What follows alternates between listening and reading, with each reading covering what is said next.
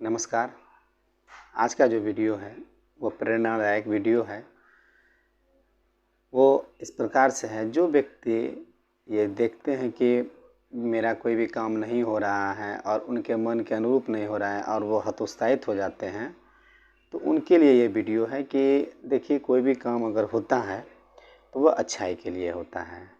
इसलिए अभी आप तुरंत में मत घबराइए, हर चीज़ को समय दीजिए और समय आपके लिए ही होगा और अच्छा होगा।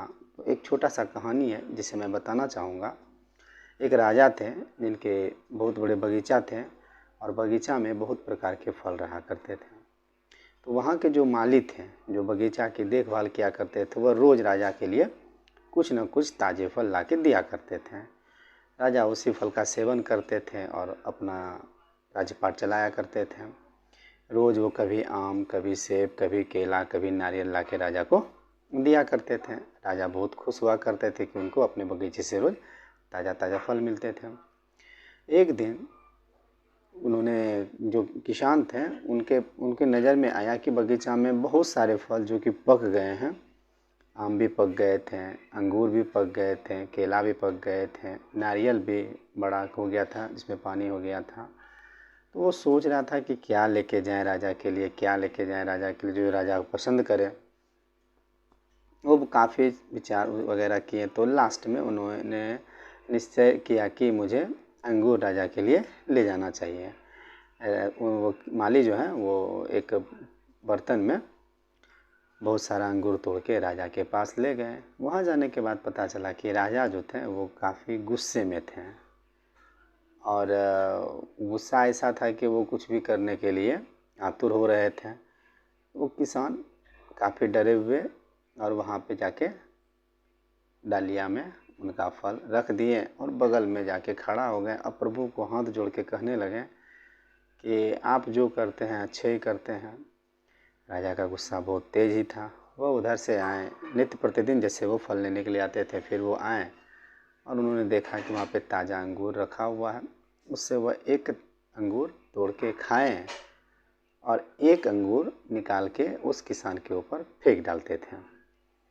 ऐसा वो खाते थे और फेंकते थे। तो जब किसान के पास फल आता था तो वो कहते थे, हे प्रभु, आप जो भी किए वो अच्छा के लिए किए।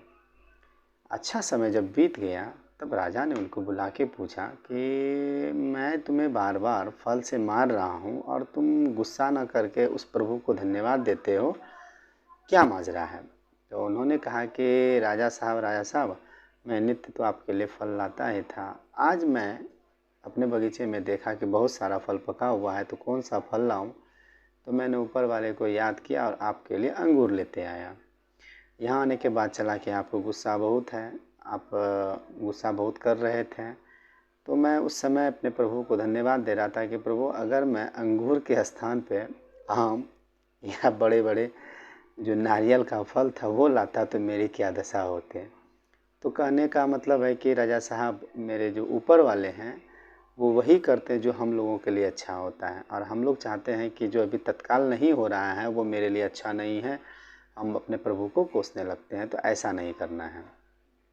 वो जो हमको बनाए हैं वो कुछ ना कुछ सोच के बनाए हैं, इसलिए उनके किए हुए कार्य पे हम लोग क्वेश्चन ना करें, बस अपना काम ईमानदारी के साथ करें, सारा चीज़ उनके ऊपर छोड़ दीजिए, वही आपका कल्याण करेंगे। तो एक छोटी सी कहानी, मुझे आशा है कि आप लोग ये प्रेरणादायक कहानी से प्रेरित होइएगा और कहीं घबराने की कोई बात नहीं है। सब चीज़ अच्छा होगा और जो भी होगा वह ऊपर वाले की मर्ज़ी से होगा। तो फिर मैं नए वीडियो के साथ आप लोगों के पास मिलता हूँ। तब तक के लिए आप लोगों से आज्ञा चाहता हूँ। धन्यवाद।